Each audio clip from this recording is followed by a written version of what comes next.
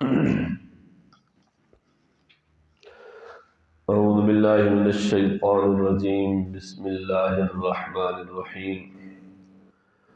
آج کا درس سورہ بقرہ کی آیت نمبر 192 سے لے کر 195 تک ہے۔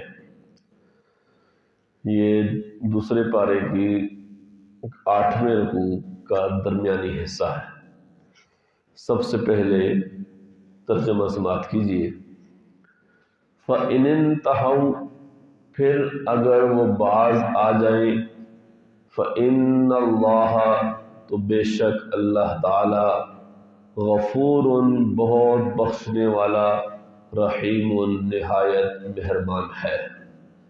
وَقَاتِلُوهُمْ، اور لڑو ان سے، حَتَّى لَا تَكُونَ فِتْنَةٌ، یہاں تک کہ نہ باقی رہے فتنہ فساد، وَيَكُونَ الدِّينُ لِلَّهِ، اور حکم رہے خدا تعالی کا، یا ہو جائے دین غالب اللہ کا۔ فَإِنِ انْتَهَوْا، پھر اگر وہ باز آ جائیں، فَلَا عُدْوَانَ، تو کوئی زیادتی نہیں ہے کسی پر، إِلَّا عَلَى الظَّالِمِينَ، مگر ظالموں پر۔ الشہر الحرام، حرمت کا مہینہ، بالشہر الحرام، حرمت کے مہینے کے مقابل ہے۔ والحرمات قصاص، اور تمام حرمتوں کا بدلہ ہے۔ فمن اعتدی، پس جس شخص نے زیادتی کی، علیکم تم پر، فاعتدوا، تو زیادتی کرو، فاعتدوا، تو تم زیادتی کرو، علیہ، اس پر، بمثل، جیسی ما اعتدی علیکم، اس نے زیادتی کی ہے تم پر۔ واتقوا اللہ، اور ڈرتے رہو اللہ سے، واعلموا، اور جان لو، ان اللہ مع المتقین، کہ اللہ تعالیٰ پرہیزگاروں کے ساتھ ہے۔ وانفقوا، اور خرچ کرو، فی سبیل اللہ، اللہ کے راستے میں، ولا تلقوا، اور نہ ڈالو، بایدیکم، اپنے ہاتھوں کو، مراد جان ہے اپنی جانوں کو، الی التہلکہ، ہلاکت میں، واحسنوا، اور نیکی کرو، ان اللہ، بے شک اللہ تعالی، یحب المحسنین، وہ پسند کرتا ہے نیکی کرنے والوں کو۔ اس سے پچھلی آیات میں اللہ جل شانہ نے جہاد اور قتال کا حکم بیان فرمایا تھا۔ تو مکہ المکرمہ میں تو جہاد اور قتال کا حکم نازل نہیں ہوا تھا، مدینہ طیبہ میں یہ حکم نازل ہوا ہے۔ تو اور یہ بنیادی طور پر جیسے عرض کیا گیا تھا کہ یہ آیات صلح حدیبیہ کے جو واقعہ ہوا تھا، اس کے آئندہ سال جب مسلمان عمرۃ القضاء ادا کرنے جا رہے تھے، تو اس وقت مسلمانوں کے ذہنوں میں کچھ خدشات تھے۔ دو قسم کے اشکالات تھے مسلمانوں میں کے ذہنوں میں۔ ایک تو یہ تھا کہ اگر ہم عمرہ کرنے جاتے، ابھی اگرچہ ہمارا ان کے ساتھ معاہدہ ہوا اور یہ طے ہوا تھا کہ اس سال عمرہ ادا نہیں کریں گے، یعنی سن 6 ہجری میں مسلمان گئے تھے، ذی قعدہ 6 ہجری میں، تو 7 جنور بھی لے کے گئے تھے، ہدی کے جنور۔ وہ نشانی تھی اس بات کی کہ مسلمان لڑنے کے لیے نہیں آئے، عمرہ ادا کرنے آئے۔ لیکن پھر بھی کفار نے روک دیا۔ حدیبیہ کے مقام پر پھر معاہدہ ہو گیا وہ کفار مکہ اور مسلمانوں کے درمیان۔ حضور نبی کریم صلی اللہ علیہ وسلم کے ساتھ 1400 صحابہ کرام تھے اس وقت۔ لیکن جب وہ معاہدہ ہوا تو پھر یہ طے ہوا کہ اگلے سال مسلمان یعنی سن 7 ہجری میں وہ آ کر عمرہ ادا کریں گے، اور صرف 3 دن مکہ میں قیام کریں گے، اس کے علاوہ نہیں۔ اب جب مسلمان آئندہ جو سال تھا اس میں انہوں نے ارادہ کیا، تو اس وقت مسلمانوں کے ذہنوں میں یہ خدشہ آیا کہ ہو سکتا ہے کہ ہم جا رہے ہیں اور پھر ہمیں وہ روکیں، کوئی لڑائی کی نوبت آ جائے، جنگ کی نوبت آ جائے۔ تو ایک تو یہ مسئلہ ہے کہ حرم شریف کا مقدس جگہ ہے، وہاں پہ جنگ نہیں کرنی چاہیے، تو پھر ہم کیا کریں گے؟ ایک اشکال یہ تھا۔ اس کا جواب اللہ جل شانہ نے پچھلی آیات میں دیا ہے، جس پہ کل ہم نے بات کی ہے کہ اللہ نے فرمایا کہ تم نے قتال کی، لڑائی کی ابتدا نہیں کرنی اگر وہ تمہارے ساتھ لڑتے ہیں۔ یہ پچھلی آیت نمبر 191 کے آخری الفاظ ہیں کہ وَلَا تُقَاتِلُوهُمْ عِنْدَ الْمَسْجِدِ الْحَرَامِ حَتَّى يُقَاتِلُوكُمْ فِيهِ، کہ ان مسجد حرام کے پاس ان کے ساتھ نہ لڑو، ہاں اگر وہ لڑتے ہیں تو پھر بھی تم لڑ سکتے ہو۔ فَإِنْ قَاتَلُوكُمْ فَاقْتُلُوهُمْ، اگر وہ لڑتے ہیں، مسجد حرام کا تقدس انہوں نے بمال پہلے کیا ہے، تو پھر تم اپنے دفاع میں ان سے لڑ سکتے ہو۔ كَذَلِكَ جَزَاءُ الْكَافِرِينَ، یہ پچھلی آیت ہے کہ کافروں کی یہی سزا ہے۔ پھر یہ ایک اشکال یہ تھا کہ مسجد حرام میں لڑائی ہوگی تو پھر کیا کریں گے؟ اللہ نے فرمایا کہ مسجد حرام کا تقدس اگر وہ پہلے پامال کرتے ہیں تو پھر تم اپنے دفاع میں لڑ سکتے ہو، پھر تمہیں کوئی گناہ نہیں ہوگا۔ اور دوسرا ایک اشکال مسلمانوں کے ذہن میں یہ تھا کہ یہ 4 مہینے حرمت والے مہینے، ذوالقعدہ، ذوالحجہ، محرم اور رجب، ابھی ہم عمرہ ادا کرنے جا رہے ہیں ذوالقعدہ کے مہینے میں۔ ان مہینوں میں اسلام سے قبل جاہلیت کے زمانے میں بھی لوگ برا سمجھتے تھے لڑائی کو، لڑائی نہیں کرتے تھے، قتل و غارت نہیں کرتے تھے، رہزنی ڈکیتی نہیں کرتے تھے۔ تو حالانکہ اس زمانے میں تو عام رواج تھا کہ کوئی قافلہ جا رہا ہے تو لوگ اس کو لوٹ لیتے تھے، لیکن ان 4 مہینوں میں وہ لوگ بھی خیال کرتے تھے حرمت والے مہینے ہیں۔ تو اب مسلمانوں کے ذہن میں یہ سوال ہوا کہ یہ تو حرمت والا مہینہ ہے، اگر وہ لڑائی کرتے ہیں ہم کیا کریں گے؟ حرمت والا مہینہ، اس میں تو لڑائی منع ہے۔ تو اللہ جل شانہ نے یہاں پہ اس کا بھی جواب دے دیا ہے۔ تو اس لیے جو پہلی آیات ہے اس کو سمجھیے، اور یہ والا جو جواب ہے وہ آگے آ رہا ہے آیت نمبر 194 میں، الشہر الحرام بالشہر الحرام، اس میں بات کرتے ہیں۔ فرمایا کہ فَإِنِ انْتَهَوْا، پھر اگر وہ باز آ جاتے ہیں، یعنی لڑائی شروع ہو گئی ہے، قتال شروع ہو گیا، اس کے بعد اگر وہ پھر مشرکین اپنے کفر سے باز آ جاتے ہیں، اسلام قبول کر لیتے ہیں، تو فَإِنَّ اللَّهَ غَفُورٌ رَحِيمٌ، اللہ تعالیٰ تو بہت بخشنے والا مہربان ہے۔ وہ ان کی اس کفر کو اب اسلام قبول کر لیا تو جو کفر کا گناہ تھا اللہ تعالیٰ اس کو پھر معاف کر دیں گے، کیونکہ اسلام کی وجہ سے انسان کے پچھلے سارے گناہ معاف ہو جاتے ہیں جب وہ کلمہ طیب پڑھ لیتا ہے۔ تو فرمایا کہ اللہ تعالیٰ تو ان کے اس اسلام کو بے قدر نہیں سمجھے گا، بلکہ ان کو معاف کر دے گا اور ان پر مہربانی فرمائے گا۔ وقاتلوا، آیت نمبر 193 میں اللہ جل شانہ نے جہاد اور قتال کی حکمت بیان فرمائی ہے کہ ان سے لڑنا کیوں ہے؟ تو فرمایا کہ قاتلوا، ان سے لڑو، حتی لا تکون فتنہ، یہاں تک کہ فتنہ باقی نہ رہے۔ مطلب یہ ہے کہ جہاد اور قتال کا لڑنے کا مقصد یہ ہے کہ یہ جو کفر اور شرک کا اور لوگوں کو دین اسلام سے روکنے کا، یہ اس زمین میں ظلم، زیادتی و بے انصافی کا جو فتنہ برپا کیا ہوا ہے، اس فتنے کو ختم کرنے کا مقصد ہے جہاد۔ یہ لڑائی یا قتال، اس کا مقصد یہ ہے کہ یہ فتنہ ختم ہو جائے اور وَيَكُونَ الدِّينُ لِلَّهِ، اور اللہ کا دین غالب ہو جائے، مقصد یہ ہے۔ اس لیے یہ بغیر جہاد اور قتال کے دین کبھی بھی غالب نہیں آ سکتا۔ باقی جتنے بھی ذرائع ہیں دین کے، ان کے ذریعے دین پھیل تو سکتا ہے، دین کی نشر و اشاعت تو ہوگی، لیکن دین محفوظ نہیں ہو سکتا، دین غالب نہیں ہو سکتا۔ دین اگر محفوظ ہو سکتا ہے، دین اگر غالب آ سکتا ہے، تو وہ صرف اور صرف یہ ایک جہاد اور قتال ہے۔ اور پھر فرمایا کہ فَإِنِ انْتَهَوْا، پھر اگر یہ لوگ باز آ جائیں، فَلَا عُدْوَانَ إِلَّا عَلَى الظَّالِمِينَ، تو پھر ظالموں کے علاوہ کسی اور پر کوئی تشدد، کوئی زیادتی نہیں ہوگی۔ ہاں جو لوگ ظالم ہیں، بے انصاف ہیں، کفار میں سے جو بات نہیں سمجھتے، تو پھر ان کا ایک ہی حل ہے کہ ان کو آپ قتل کریں، ان کا اور کوئی حل نہیں ہے۔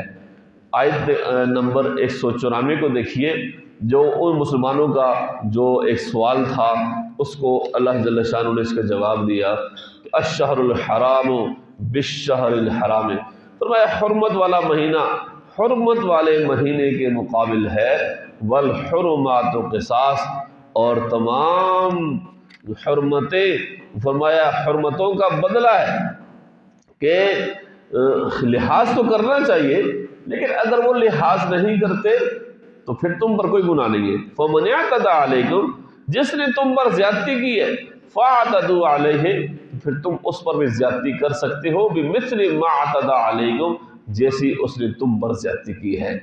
ہاں اگر وہ تمہارے ساتھ لڑائی لڑتے ہیں، تمہیں روکتے ہیں اس عمرہ سے، دیگر عبادات سے، تو پھر فرمایا کہ تم بھی ان کے ساتھ لڑ سکتے ہو، لیکن اسی حد تک جتنا لڑیں گے اس سے زیادہ تمہارا انتقام، تمہارا جو لڑائی ہے وہ اس سے زیادہ بڑھ نہ جائے۔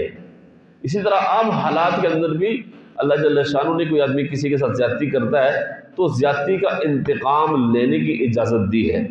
اگر وہ معاف کرتا ہے تو بہتر ہے، اس کو اجر ملے گا، لیکن اگر وہ معاف نہیں کرتا تو اس کو اپنا اس کا انتقام بدلہ لینے کی اجازت ہے، لیکن اتنی ہی جتنی اس کے ساتھ زیادتی ہوئی ہے، اس سے آگے نہ بڑھ جائے، اس سے آگے جانے کی اجازت نہیں ہے، پھر آپ ظالم بن جائے گی۔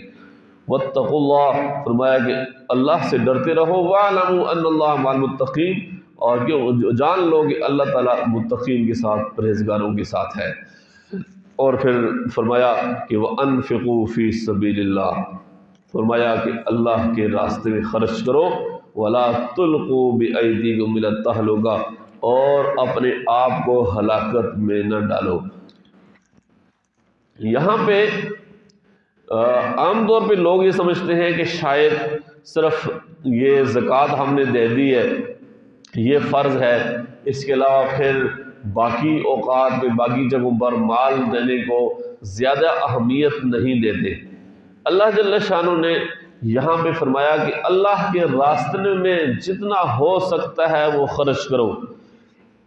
اس لیے ایک حدیث میں آتا ہے کہ حضور نے فرمایا کہ ان فی المال حقا سوى الزکاۃ، فرمایا زکوٰۃ کے علاوہ بھی تمہارے مال میں حق ہے، صرف زکوٰۃ نہیں، اس کے علاوہ صدقہ خیرات، یہ مساجد، مدارس، لوگوں کی، مسلمانوں کی فلاح و بہبود کے لیے خرچ کرنا، یہ سب چیزیں، یہ سب اس میں شامل ہے۔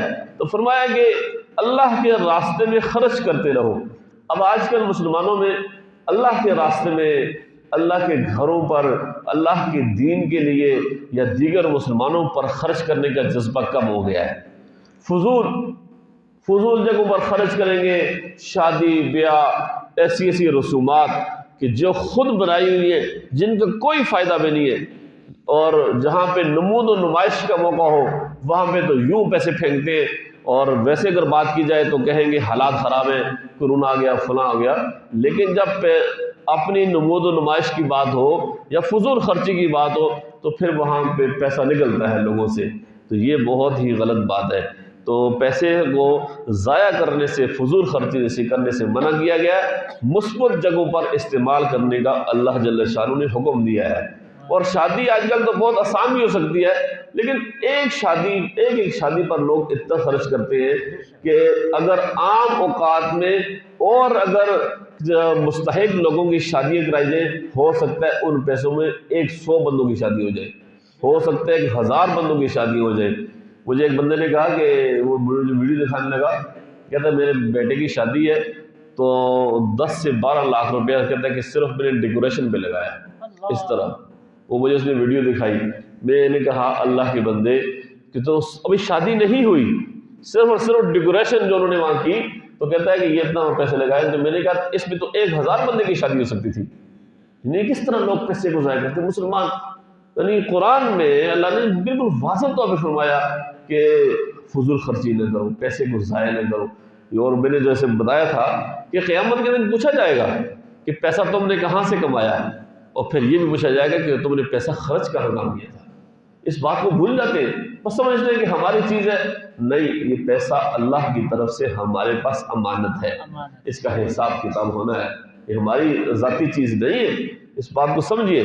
تو اس لیے مثبت جگہوں پر استعمال کریں، جان دین کا فائدہ ہے، آپ کی آخرت کا فائدہ ہے، مسلمانوں کی فلاح و بہبود کا فائدہ ہے، وہاں پہ خرچ کریں، فضول جگہوں میں پیسوں کو نہ لگائیں۔ اور پھر فرمایا کہ وَلَا تُلْقُوا بِأَيْدِيكُمْ إِلَى التَّهْلُكَةِ، اپنے آپ کو ہلاکت میں نہ ڈالیں۔ یہ اس جملے کا، اس آیت کریمہ کا کیا مطلب ہے کہ اپنے آپ کو ہلاکت میں نہ ڈالیں؟ تو اس میں مفسرین کی مختلف رائے ہے۔ حضرت ابو ایوب انصاری رضی اللہ تعالیٰ عنہ وہ صحابی ہیں جن کو حضور نبی کریم صلی اللہ علیہ وسلم کی میزبانی کا شرف حاصل ہوا ہے۔ جب آپ صلی اللہ علیہ وسلم مکہ سے ہجرت کر کے مدینہ طیبہ تشریف لائے تو ہر صحابی کی خواہش تھی، مدینہ کے ہر صحابی کی، کہ حضور میرے گھر میں آ کے قیام فرمائیں، حضور میرے مہمان بن جائیں۔ ہر صحابی کی خواہش تھی، اور ہر صحابی یہ سوچ رہا تھا کہ اب حضور کس کے گھر میں جائیں گے، مدینہ میں آ گئے، مکہ تو چھوڑ دیا اپنے گھر، تو ہر آدمی کی خواہش بھی تھی، ہر آدمی سے انتظار میں تھا کہ یہ حضور کہاں جائیں گے۔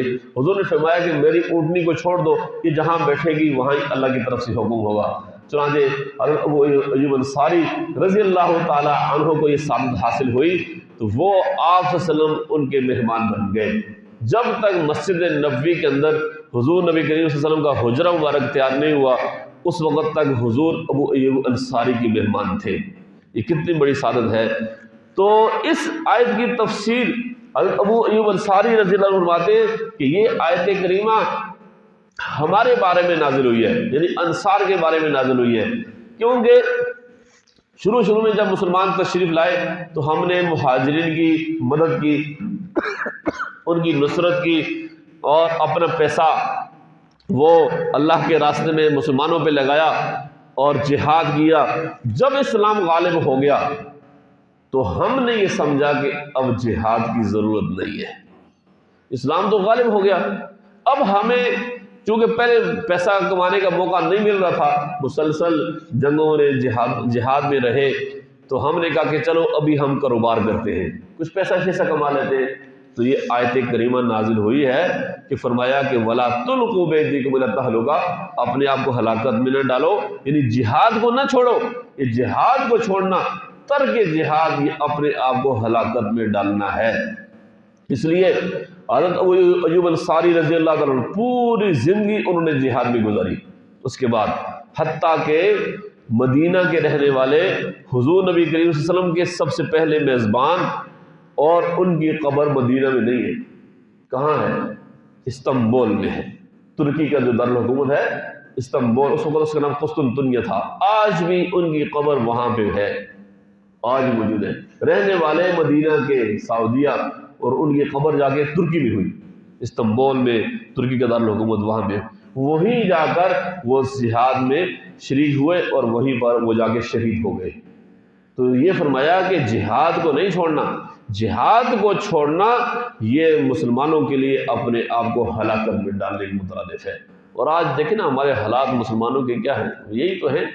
اور پھر فرمایا کہ، اور جیسے میں نے کل بھی عرض کیا تھا کہ حضور نے فرمایا کہ اذا ترکتم الجہاد فسلط اللہ علیکم الذلہ، جب جہاد کو چھوڑو گے ہمیں پھر ذلت تمہارے اوپر مسلط کر دی جائے گی۔ اب مسلمان ہر جگہ ذلیل ہو رہے ہیں، لیکن جہاں جہاں مسلمان لڑ رہے ہیں وہ جہاد کے لیے کھڑے، وہ ان کی عزت ہے، جہاں نہیں تو وہاں پہ مسلمان مغلوب ہے۔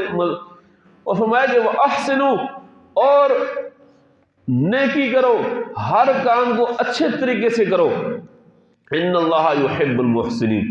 اب یہاں پہ یہ احسان کا لفظ استعمال ہوا ہے۔ احسان کا معنی ہے ہر کام کو اخلاص کے ساتھ اچھے طریقے سے ادا کرنا۔ اب احسان کی دو قسمیں، ایک عبادت میں احسان ہے اور ایک معاملات میں احسان ہے۔ عبادت میں احسان یہ ہے، حضور نے فرمایا حدیث جبریل ہے، ان تعبد اللہ کأنک تراہ، کہ اللہ کی عبادت ایسے کرو کہ جیسے تم اللہ کو دیکھ رہے ہو۔ فإن لم تکن تراہ فإنہ یراک، اگر یہ نہیں ہو سکتا تو کم از کم اتنا جذبہ تو ہو، اگر تم اللہ کو نہیں دیکھ سکتے تو اللہ کو تم نہیں دیکھ رہا ہے، تم اللہ کے سامنے کھڑے ہو۔ یہ احسان فی العبادت ہے۔ اور دوسرا احسان فی المعاملات، وہ یہ ہے کہ حضور نے فرمایا کہ تم سب لوگوں کے لیے وہی پسند کرو جو اپنے لیے پسند کرتے ہو، اپنے مسلمان بھائی کے لیے وہی چیز پسند کرو جو اپنے لیے پسند کرتے ہو، اور جس چیز کو اپنے لیے برا سمجھتے ہو دوسروں کے لیے بھی اس کو برا سمجھو، یہ احسان ہے۔ تو یہ والا جذبہ ہم سب کے اندر ہونا چاہیے۔ اللہ جل شانہ ہمیں سمجھ کر عمل کرنے کی توفیق نصیب فرمائے۔ وآخر دعوانا الحمدللہ رب العالمین۔